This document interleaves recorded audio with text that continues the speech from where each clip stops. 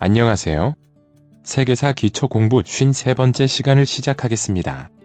이번 영상은 송나라 마지막 내용으로 송의 사회와 경제, 문화에 대해서 알아보겠습니다. 송나라가 거란을 치기 위해 금과 손잡았다가 북송이 금에 멸망당했고 남송이 금을 치기 위해 손잡았던 몽골에게 멸망하는 등 군사적인 면에서 송나라는 중국의 역대 통일 왕조 중에서 가장 허약한 국가라고 평가받기도 하지만 경제 문화적으로는 당시 세계 최고 수준의 국가로 인정받고 있는데요. 그 내용이 무엇인지 알아보도록 하겠습니다. 송사회의 핵심 내용은 사대부 계층이 사회 중심 세력으로 자리잡았고 이들은 경제적으로 신흥지주 중 형세호라는 것입니다. 즉 위진남북조 시대부터 수당 시대까지의 중심 세력이었던 문벌 귀족이 몰락하고 사대부라는 새로운 계층이 떠오르게 됩니다. 문벌 귀족은 구품중정제라는 관리 추천제 실시를 계기로 처음 등장하는데 한나라의 지방 호족 세력을 대신하여 위진남북조 시대부터 높은 신분이나 사회적 지위를 대대로 유지해갔던 사회 중심 세력이었습니다. 이후 수나라를 거쳐 당대에 와서는 시험을 통해 관리를 임용하는 과거제가 활성화되면서 이전보다 좀 더 능력이 강조되었다고는 하지만 여전히 신분적 특성이 중요했고 특히 부귀호 문제의 한화 정책을 계기로 한족 문화를 받아들인 선비족 세력, 즉 관롱 집단이 당중기까지 황실 및 관료 지배층으로 문벌 귀족의 주축 세력을 차지하고 있었습니다. 그러면 이처럼 긴 시간 권력을 장악해오던 문벌 귀족이 몰락한 시기는 언제이며 왜 몰락했을까요? 문벌 귀족은 안사의 난전 후에 당후반기부터 약화되기 시작하여 5대 10국 시대를 거치면서 완전히 몰락하게 됩니다. 그 이후로는 신분 중심 사회에서 점차 능력을 중시하는 사회로 변화되고 있는 역사 발전 흐름이 한 이유가 될 것이고 그런 시대 변화를 따르지 못하는 귀족 세력들은 여전히 문벌을 내세우면서 기득권을 지키려 했지만 5대 10국 시대를 장악한 모인 세력들은 문벌이라는 요소를 전혀 인정하지 않았고 군사력을 바탕으로 야뷰강식해갔던 시대적 특징 역시 또 하나의 이유로 볼 수 있을 것 같습니다. 특히 항소에 부하였다가 권력을 장악한 주전충은 군대를 끌고 궁궐로 쳐들어가 당후반기부터 조정을 휘두르던 환관 세력을 일시에 소탕하고 아울러 당나라 최고 명문 문벌 귀족 38명을 황하에 수장시켜버리면서 오랜 기간 권세와 명문임을 자랑하던 구세력들을 제거하고 5대의 첫 번째 국가인 후량을 건국하게 됩니다. 그러면 당말 5대 시대에 몰락한 문벌 귀족을 대신하는 사대부 계층은 어떻게 등장했으며 어떤 특징을 가지고 있을까요? 원래 사대부는 주나라 통치체제인 봉건제에서 제후 아래 계급이었던 대부와 사에서 출발했는데 일단 사대부라는 말에서 사는 선비, 즉 책을 읽고 공부하는 사람을 말하며 대부는 관료, 즉 행정실무 능력을 갖춘 정치가이므로 사대부는 학자적 성격을 지닌 관료로 볼 수 있습니다. 다시 말하면 호족이나 문벌 귀족 같은 이전의 중심 세력과 사대부가 가장 다른 특징은 선비로서 열심히 공부하여 과거를 통해 관료가 되었다는 것으로 즉 학문과 행정실무 능력을 갖춘 새로운 관료 지배층이라는 것입니다. 이러한 사대부가 송대에 등장하게 된 배경은 학교와 서원이 증가하고 인쇄술의 보급에 따라 서적 출판이 늘어난 것도 관련이 있지만 가장 중요한 배경은 당연히 송대의 통치 원칙인 문치주의입니다. 문치주의를 통해 과거제가 강화되면서 유교적 소양을 갖추고 과거를 통과한 학자적 관리들이 정치, 경제, 사회, 문화면에서 중심적인 역할을 담당하게 되었으며 퇴직한 이후에도 특권 계급으로서 대우받았던 사대부의 출현은 우리나라에도 큰 영향을 주었고 조선 건국 세력인 우리나라 신진사대부도 유사한 성격을 지니고 있습니다. 또한 지주전 호재 확대에 따라 사대부들은 경제적으로 토지를 소유한 지주로서 전호, 즉 소작인을 지배하는 형세호가 됩니다. 당말 5대 시대의 문벌 귀족이 몰락하면서 등장한 형세호는 지방의 향촌을 중심으로 사회경제적 영향력을 확대시킨 신흥지주층을 말합니다. 송대의 지배층에 해당하는 사람들은 호적상으로 관호와 형세호로 나뉘는데 관리에 해당하는 관호는 아니지만 관리가 될 가능성이 있는 세력을 형세호라 말하고 넓은 의미의 형세호는 관호를 포함하여 송대에 등장한 지주층을 나타내는 말이기도 합니다. 즉 형세호들은 토지를 소유한 지주들로서 전호, 즉 소작인에게 자신의 토지를 경작시키고 대략 수확물의 절반을 소작료로 받았으며 부역면제의 특권을 가지는 등 향촌에서 일정한 세력을 유지해가는 세력이었습니다. 참고로 송대 토지 소유와 농업 생산 방식을 나타내는 지주전호제라는 말에서 전호, 즉 소작이는 절반 정도의 소작료를 납부하고 토지와 함께 매매되기도 하는 등 지주에게 예속되어 있다는 점에서는 서양 중세 서유럽의 농로와 유사하지만 토지에 완전히 예속되어 거주 이전에 자유가 없었던 농로와는 달리 소작을 자유롭게 그만두고 자유신분을 선택할 수 있었는데, 이 전호를 어떤 신분으로 파악하는지에 따라 중국사 시대 구분에 큰 영향을 주기도 합니다. 다음으로 중국 역사상 손꼽을 정도의 번영을 이룬 송대 경제 발달에 대해서 알아볼 텐데요. 송대 경제 발달의 핵심 내용으로는 강남 지방의 농업 생산력이 비약적으로 발전하면서 강남 경제가 화북 경제를 처음으로 앞서게 된다는 것, 그리고 상공업이 발달하면서 행과작이라는 동업조합도 출현하고 세계 최초로 집회가 출현한다는 것을 핵심으로 기억하시면서 먼저 농업 발달에 대해서 알아보겠습니다. 송대 경제가 크게 발달한 내용 중에 첫 번째는 농업 생산력 증대입니다.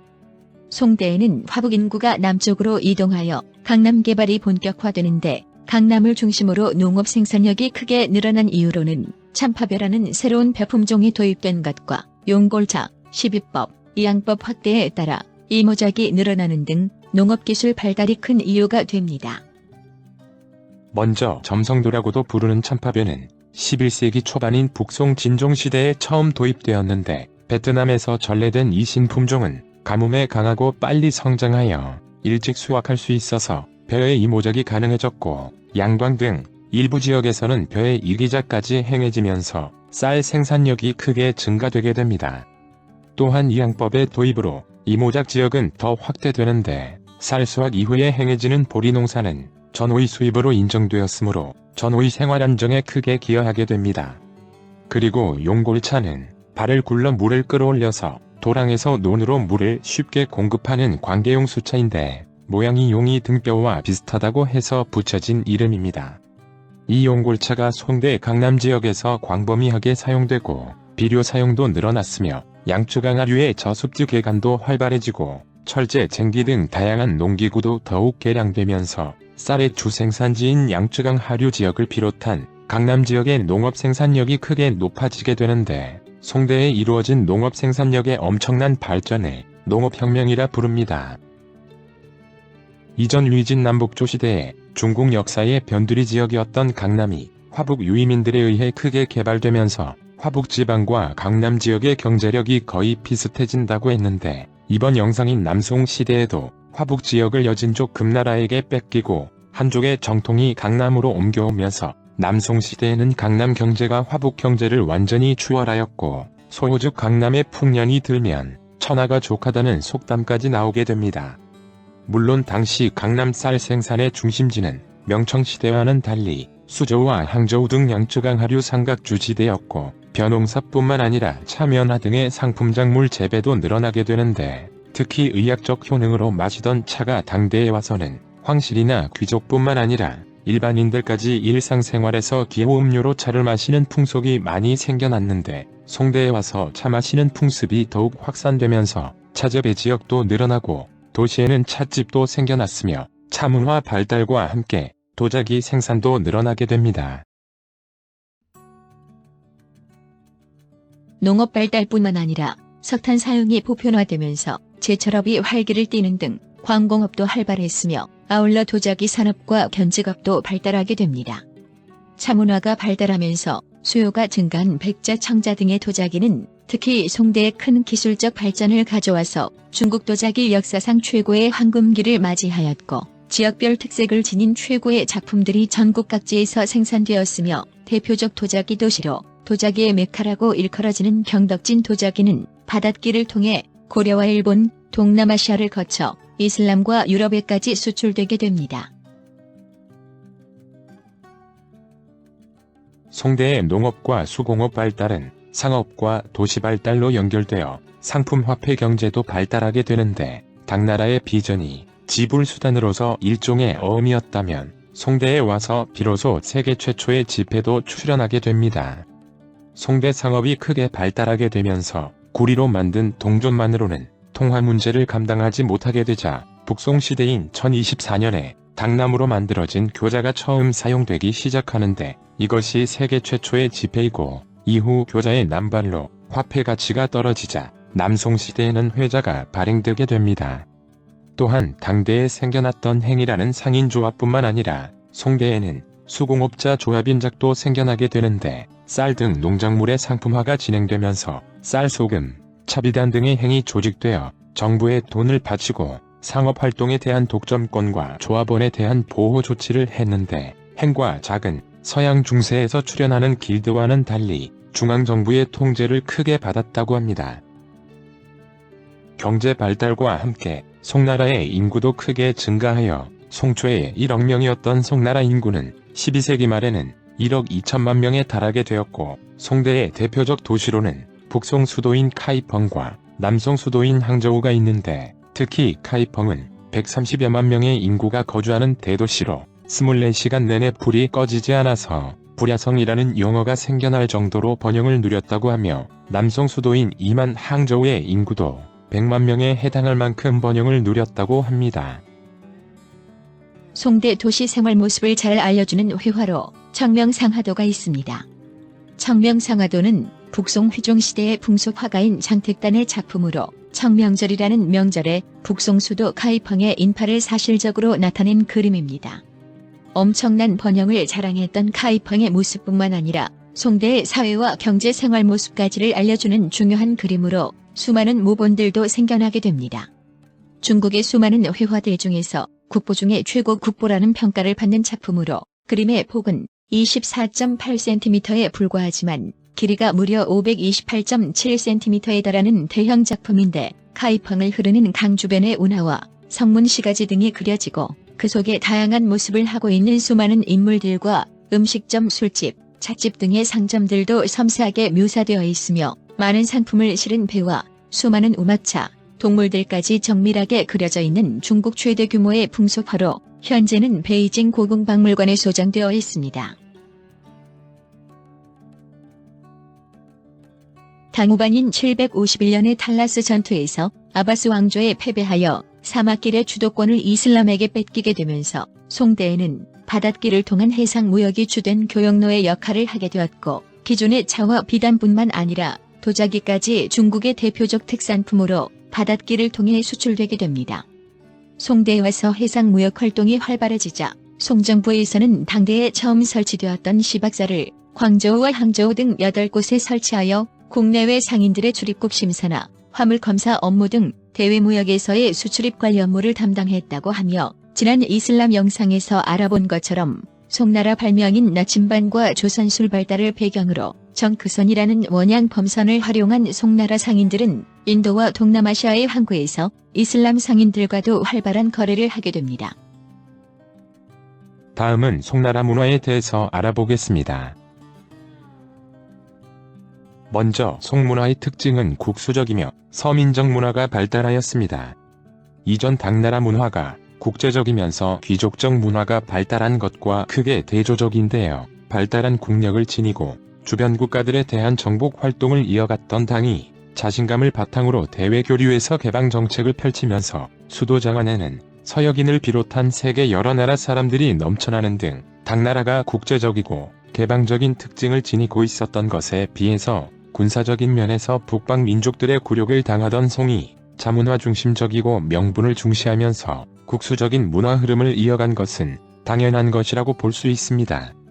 또한 문벌 귀족이 중심 세력이었던 당이 귀족적 문화 특징을 지닌 것에 비해서 송나라는 능력이 좀 더 강조되던 시대 분위기와 서민들의 경제력이 점차 성장하면서 서민 문화 특징도 지니게 됩니다. 송문화의 서민적 특징은 문학에서 잘 알 수 있는데 위진남북조와 당나라까지의 문학에서는 운율을 맞추는 시가 귀족들 사이에 큰 인기를 끌었고 당에서는 이백과 두보 등의 대시인이 배출되었다면 송에서는 당과 마찬가지로 시문도 발달했지만 장편 시인사와 잡극과 연결된 민중문예 장르까지 두루 발달하는데 그 중에서 송대의 가장 특징적인 문학 장르는 사입니다. 송대에는 서민을 대상으로 가사를 섞어서 노래하는 잡극 공연이 인기를 끌었고 그 합극 공연용 노래 가사를 사라고 하는데 민간 연극가사로서의 사가, 사대부 계층에 의해 정통문학 작품으로 자리 잡으면서 일상생활에서의 풍류뿐만 아니라 우국충정을 주제로 한 남성적 기상이 넘치는 작품까지 나타나게 되는데, 대표적인 사이 작가로는 유영과 소식 등이 있습니다. 또한 송대의 대표적인 문장가로는 고문운동을 주도했던 당송팔대가가 있는데, 그 중에서 구양수, 소식, 왕한석에 대해서 알아보겠습니다. 구양수는 송인종 신종시대의 정치가이자 문인 역사가로 호는 최홍입니다. 어린 나이에 아버지가 세상을 떠나면서 가난한 생활로 인해 정규 교육을 받지 못하고 독학으로 공부하였지만 과거에 장원으로 급제하게 됩니다. 관리가 된 구양수는 개혁파 범중옴을 변호하다가 좌천당하고 이후에도 복귀와 좌천을 반복하다가 한림학사 등의 요직을 거쳐 부재상에 올랐고 왕한석도 등용하게 됩니다. 처음에 구양수는 왕한석 신법을 지지했는데 신법 실시 과정에 수많은 문제점이 발생하자 신법 반대파의 입장을 취하였고 이후 사직을 허락받아 정계를 은퇴하게 됩니다. 그런데 구양수는 정치가로서보다 문인으로서 더 높은 평가를 받고 있는데 당송팔대가의 한 사람으로 뛰어난 문장가이자 시인으로 글의 형식적 표현보다 내용을 중시하여 옛날식 글쓰기로 돌아가자는 송대 고문운동을 주도하여 지공가로 과거를 관장할 때 고문으로 답안을 쓴 사람만 합격시킬 정도였다고 합니다. 그리고 구양수의 사는 송사의 표준으로 인정될 정도여서 고려 말에 전래된 그의 산문 작품과 사상은 조선 성리학의 발전에도 큰 영향을 주었으며, 아울러 그는 신호대사와 신당서, 역사 편찬에도 참석하고 금속학에도 뛰어난 학자였다고 하는데, 그가 세상을 떠난 후에 내려졌던 문충이라는 시호를 통해 중국 문학사에서 구양수의 위치를 짐작할 수 있습니다. 소식, 즉 소동파는 아버지 소순, 동생 소철과 함께 모두 당송팔대가에 속합니다. 문장가로 이름난 아버지 소순의 영향을 받으면서 22살의 과거에 급제했고 구양수의 지도를 받는 등 일찍부터 뛰어난 문인으로서 명성을 날렸는데, 당시는 왕한석 신법이 실시되던 신종 때여서 급격한 개혁에 따른 국정혼란을 이유로 신법을 반대했던 소동파는 이후 철종이 즉위하여 재상이 된 보수파 사마광이 신법을 전면 철폐하게 되자 이미 백성들에게 자리 잡은 신법을 철폐할 경우에 발생하는 혼란을 이유로 청묘법이 존속을 주장하다가 사마광에 의해 좌천되는 등 정치적으로 소동파는 유배와 복귀를 반복하고 지방을 전전하면서 순탄치 않은 인생을 살게 됩니다. 하지만 그는 시와 문장에 뛰어난 문인일 뿐만 아니라 서예와 문인화에도 뛰어난 천재적 예술가였고, 유배 기간 중에도 빼어난 작품들을 남길 정도로 밝고 낙천적인 삶을 이어갔다고 하며 돼지고기 요리인 동파육을 처음 만들었다는 일화도 유명합니다. 소동파의 대표작 적벽부는 황주 유배 시절인 1082년 두 차례에 걸쳐 적벽이라는 작은 언덕 주변을 흐르는 강에서 삼국지에서 가장 유명한 전투였던 적벽대전을 상상하면서 인생의 덧없음을 노래한 작품인데, 7월에 지은 것을 전적벽부, 10월에 지은 작품을 후적벽부라 합니다. 구양수가 주도했던 송대 고문운동을 완성시켰다는 평가와 아울러 송나라 최고의 시인이자 문장가로 평가받는 소동파의 작품은 우리나라에도 전해져서 고려 문인들과 조선 사대부들에게 큰 사랑을 받게 됩니다. 왕한석은 신종 때 실시된 신법 희령변법으로 유명한 정치가이지만 당송팔대가의 한 사람으로 문인으로도 그 이름을 날린 인물입니다. 신종의 절대적 믿음을 바탕으로 신법 개혁을 시도했지만 구법당과 신법당 간의 당쟁만 낳으면서 정계를 은퇴하게 된 왕한석은 신법 추진 과정에 의견이 갈려 사마광 등 명망 있는 친한 벗들과도 멀어지면서 65세로 세상을 떠날 때까지 난징에 은거하여 정치가가 아닌 문인으로서의 길만을 걸어가면서 빛나는 많은 작품을 남기게 되는데, 이때 신법 전면 폐지를 반대하다가 사마광에 의해 좌천된 소동파가 비록 정적이지만 평소 문인으로서 높이 평가하던 왕한석을 찾아와 함께 지내면서 글을 나누었다고 합니다. 왕한석은 신법 시행에 대해서는 구양수와 반대 입장에 섰지만 평소 구양수를 존중하여 글의 형식미보다는 글이란 세상의 보탬이 되어야 한다는 문학의 실용성을 중시하면서 고문운동에 동참하였고, 정적들조차 반대했다는 그의 문장은 논리적이면서 치밀한 구성을 지닌 명문장으로 평가받고 있습니다. 다음으로 송대의 역사 편찬으로는 이전 시대의 정사로 신당서와 구오대사, 신오대사가 편찬되었고 기사본말체의 역사 서술의 시초가 되는 원추의 통감기사본말, 강목체의 시초가 되는 주희의 자치통감 강목 등이 편찬되지만 송대에 편찬된 역사서 중에서 가장 유명한 것은 사마광의 자치통감입니다.